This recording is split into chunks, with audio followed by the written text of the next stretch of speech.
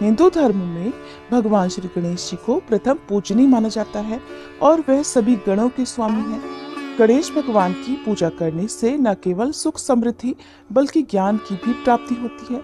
किसी भी नए काम की शुरुआत अगर गणेश भगवान का नाम लेकर की जाए तो वह कार्य हमेशा सफल होता है। वैसे तो हर दिन ही गणेश भगवान की पूजा की जाती है, लेकिन सप्ताह में बुधवार का दिन भगवान की पूजा के लिए समर्पित होता है और वहीं विशेष फलों की प्राप्ति के लिए भाद्रपद माह और भी शुभ माना जाता है।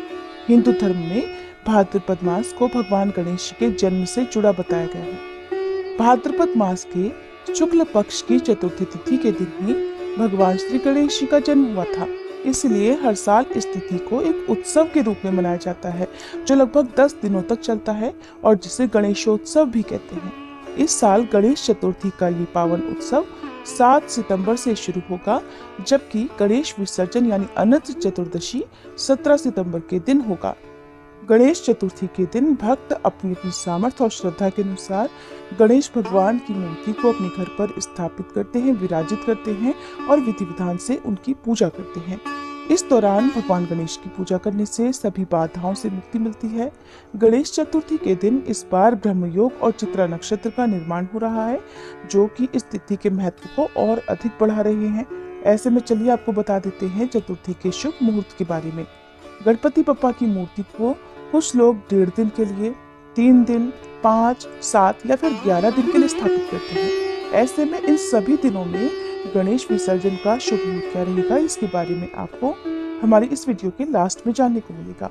इसलिए आप वीडियो को लास्ट तक जरूर देखिएगा और कमेंट बॉक्स में गणेश भगवान की जय भी जरूर लिखिएगा। भाद्रपद शुक्ल पक्ष की चतुर्थी के दिन एक बात का ध्यान सभी भक्तों को रखना चाहिए कि इस दिन भगवान गणेश जी की पूजा करने के बाद रात के समय चंद्र देवता के दर्शन नहीं करने चाहिए, क्योंकि ऐसा करने से झूठा कलंक लगता है।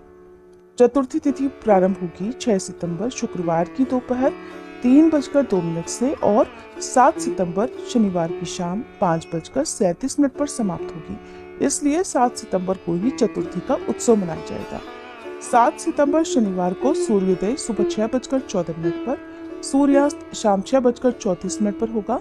ब्रह्म मुहूर्त सुबह 4:38 से 5:26, अभिजीत मुहूर्त दोपहर 12 बजे से 12:49 तक रहेगा। ब्रह्म योग रात 11:16 तक रहेगा। बाद में इंद्र योग प्रारंभ हो जाएगा। इस दिन राहु काल सुबह 9 से 10:30 बजे तक रहेगा। गणेश भगवान की पूजा का और स्थापना का सबसे शुभ मुहूर्त 7 सितंबर को सुबह 11:03 से दोपहर 1:34 तक रहेगा। गणेश भगवान की पूजा तीनों पहर की जाती है, सुबह, मध्याह्न और शाम के समय। गणेश चतुर्थी के दिन चंद्रोदय सुबह 9:29 पर होगा और चंद्रास्त रात 8:57 पर होगा।